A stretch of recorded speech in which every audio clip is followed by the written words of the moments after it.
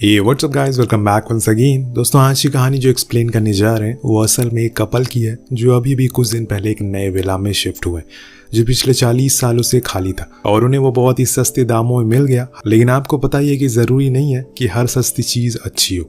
तो चलिए कहानी की शुरुआत करते हैं। एक घर जिसके अंदर बहुत ही अजीब सी आवाज़ें आ रही है, जैसे कोई बच्चा रो रहा हो, उसे कोई मार भी रहा है। 3 लोगों का परिवार होने का एहसास होता है कि तभी इतने में एक गोली चलती है और सब कुछ शांत हो जाता है। यहाँ पर ये भी स्टोरी पहुंचती है 40 साल बाद। बहुत कुछ बदल गया। सारा और एलेक्स दोनों ही एक घर को ढूंढ रहे हैं जो शहर की शोर शराबे से दूर हो। उन्हें वो बहुत ही जल्दी मिल भी जाता है। उनका एक बेटा भी है, लियाम, जो बहुत छोटा है। अब सारा को हमेशा से ऐसे ही घर पसंद है, खुले खुले में, और इसीलिए उसे ये पहली नज़र में पसंद आ जाता है। बिना कुछ पूछे ही वो हाँ कर देती है। लेकिन अहम समय पर सारा ब्रोकर से पूछती है कि आखिर ये इतना सस्ता क्यों है, इतना अच्छा होने के बावजूद। तब वो उसे इसके पीछे की वजह बताती है कि एना नाम की लड़की का परिवार यहाँ पर रहा करता था, पर एक दिन न जाने क्यों उसने खुद के ही हाथों से अपने बच्चों को मार डाला। पर इस बात से सारा को कुछ खास फर्क नहीं पड़ता, उसे तो बस यहाँ पर रहना है इस घर में। उसे तो बस यहाँ रहना है इस घर में। इसीलिए वो पेपर पर साइन कर देती है बिना पीछे के बैकग्राउंड को पूरा जाने। लेकिन आपको हम ज़्यादा इंतज़ार नहीं करवाएंगे इस राज के लिए। दोनों ही अपने हाथों से इस घर के हर एक चीज़ को सेट करना शुरू कर देते हैं। पर इसी दौरान उन्हें एक रूम मिलता है जो कि लॉक था। उसे खोलने पर उन्हें पता चलता है कि ये किसी छोटे बच्चे का रूम होगा। पर एना को तो एक ही लड़की थी, तो आखिर ये रूम किसका हो सकता है? वेल, तभी पीछे से आवाज़ आती है। उसे एक लड़का भी था। ये जॉन था, उनका पड़ोसी, जो बिना किसी इजाज़त के उनके घर आया था, मानो वो इसी घर का मालिक हो। वो सारा को बहुत ही अजीब वे में देखता है, इसीलिए एलेक्स उसे बाहर जाने को बोलता है। फिर कुछ ही देर बाद रात हो जाती है और पूरा परिवार सोने के लिए चला जाता है। लेकिन सारा को नींद नहीं आ रही थी। पता नहीं क्यों उसे एक उलझन थी जो उसे सताए जा रही थी, इसीलिए वो बार बार उठ जाया करती है। इसी दौरान उसे किसी बच्चे की रोने की आवाज़ आती है जो कि उसे अलमीरा के पीछे से आ रही थी, जिसको खोलने पर उसके पीछे उसे एक गेट मिलता है। पर अंधेरा होने की वजह से वो उसके अंदर जाती नहीं है और उस रिपोर्ट को पढ़ना शुरू कर देती है जो उस ब्रोकर ने उसे दी थी, जिसमें उसे आना की उस दिन की फ़ोटो मिलती है जो हूबहू उसी की तरह दिखती थी।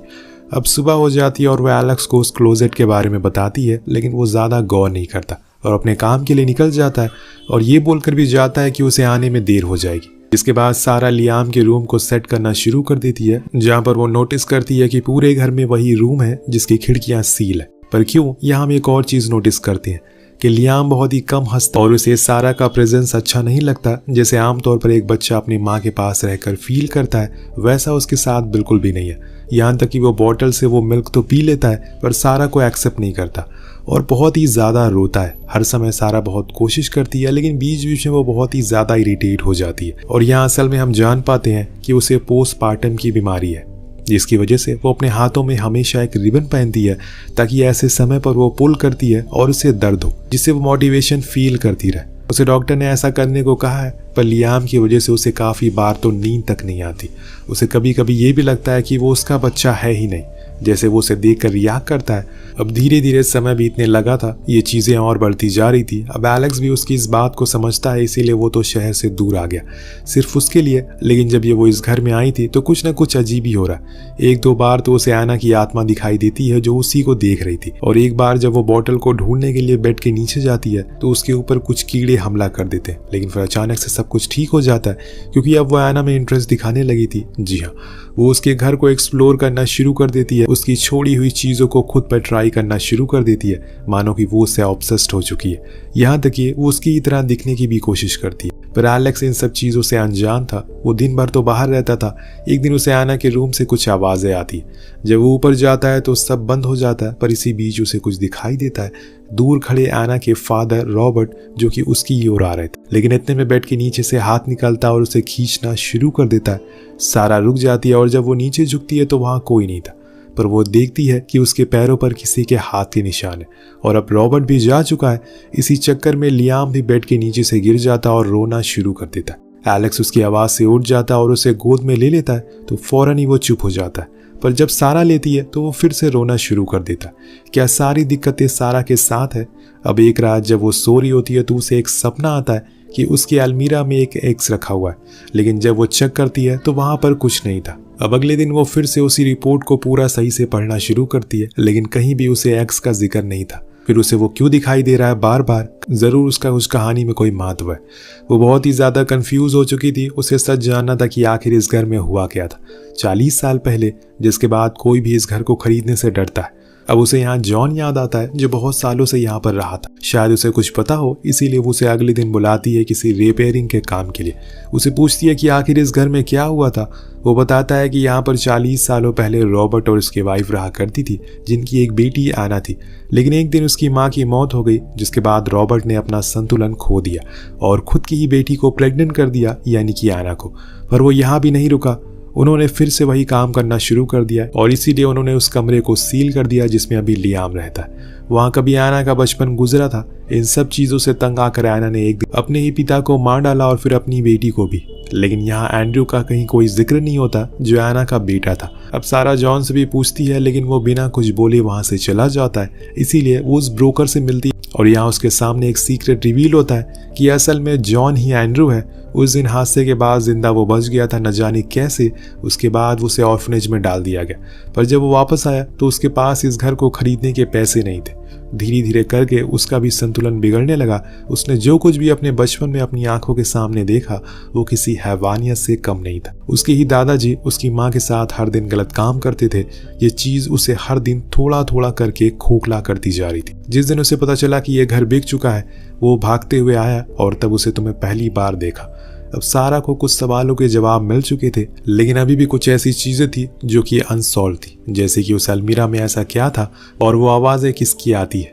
उसे हर दिन की तरह जब वो दोपहर में बैठी टीवी देख रही होती है तो उसे सोफे के नीचे से कुछ बदबू आती है। जब वो उसे उठाती है तो उसकी उल्टियां होना शुरू हो जाती है। किसी ने वहां पर कई सारे उसके डायपर रखे हुए थे जिसमें कीड़े पड़ चुके थे। वो जल्दी से दूर हटती है, लेकिन कुछ देर बाद जब वो दोबारा चेक करती है तो देखती है कि वहां पर कुछ नहीं है। ऐसे ही सेम अब उसके सामान भी गायब होने लगे थे। उस यूज करने वाली चीजें अपनी जगह से दूसरी जगह चली जाया करती थी। इन सब के बारे में वो एलेक्स को भी बताती है, पर वो तो कहता है कि ये सब उसकी लापरवाही की वजह से हो रहा है। उसका ध्यान पता नहीं कहाँ है। जब से वो यहाँ पर आई है, सारा उसे समझा नहीं पा रही है कि असल में वो क्या महसूस कर रही है।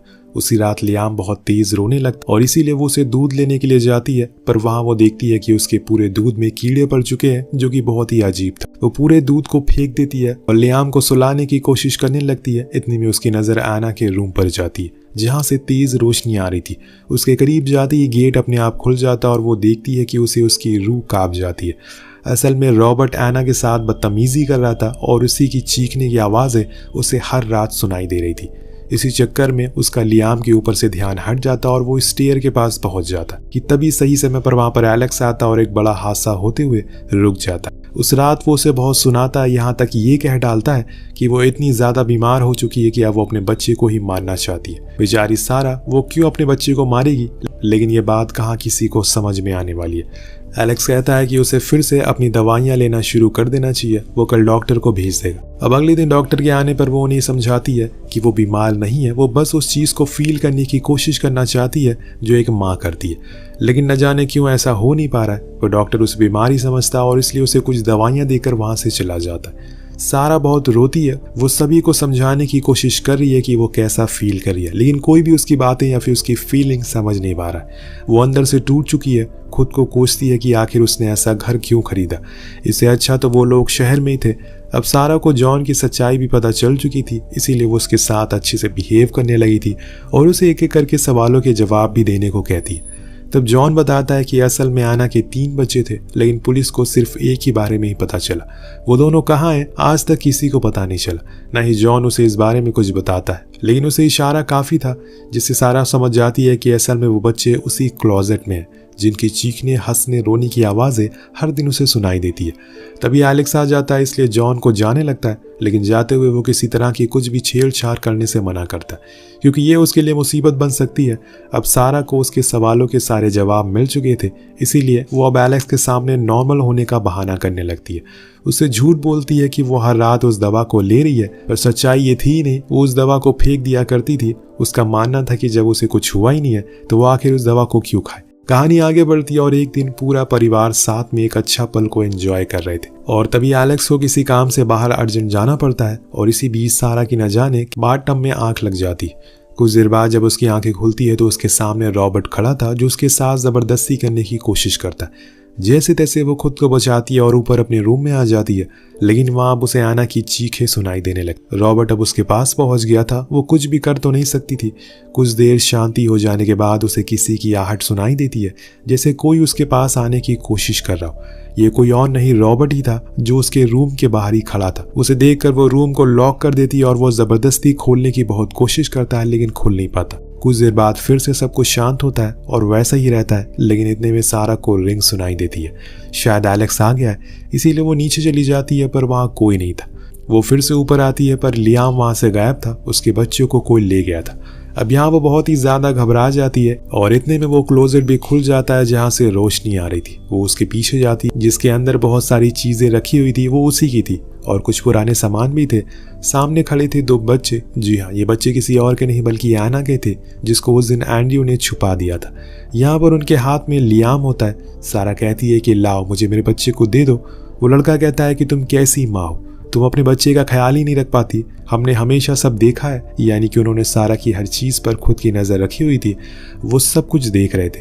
वो लड़का अपने हाथों में एक्स उठा लेता और लियाम को मारने के लिए आगे बढ़ता है, पर तभी सारा को कुछ महसूस होता है। उसे वो अपनों को खोने का एहसास होता है और पता चलता है कि असल में वो क्या गलतियां कर रही है। आखिर क्यों लियाम उसे अपनी माँ के रूप में अपना नहीं पा रहा है। वो सब समझ जाती है और बूम, अगले ही पल वो दोनों बच्चे गायब हो जाते हैं। वो किसी को चोट पहुंचाने के लिए नहीं आए थे, बल्कि सारा को एहसास दिलाने के लिए आए थे कि असल में वो क्या गलतियां कर रही है। अब सब कुछ ठीक हो चुका। एलेक्स भी सारा को बदलते हुए नेचर को देखकर उसके साथ खुश होने लगा। 3 साल बाद वो फिर से माँ बनने वाली है, पर अभी भी उसके चेहरे पर हम एक टेंशन देख पाते।